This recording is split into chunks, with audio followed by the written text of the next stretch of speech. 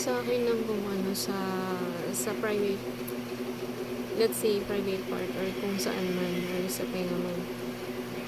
Naniniwala ka ba na kapag nilagyan mo ng ganun or ng something metal, na kapag nagdasal yun, may kakapit dun sa kanila?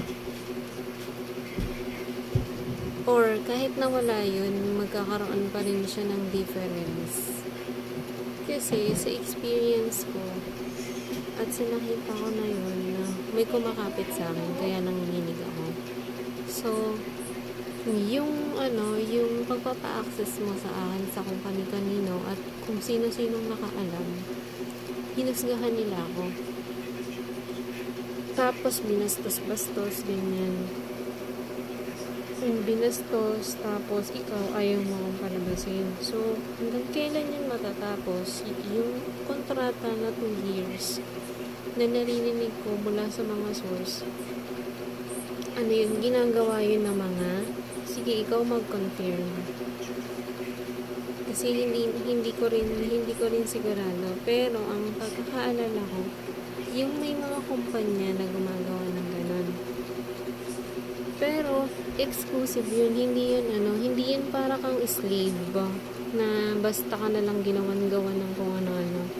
Tapos, kung gusto mong itry na halimbawa na yun, na yun yung ginagawa niya kasi yung process niya na publiko yung gagamitin niya. So, kung itatry mo yun, parang risky yata yun.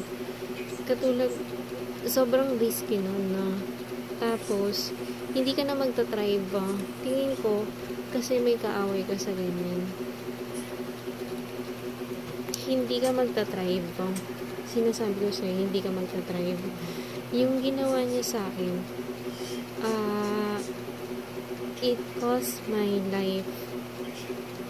Near-death experience yung naranasan ko. Hindi lang ako, pati yung mga kapatid ko,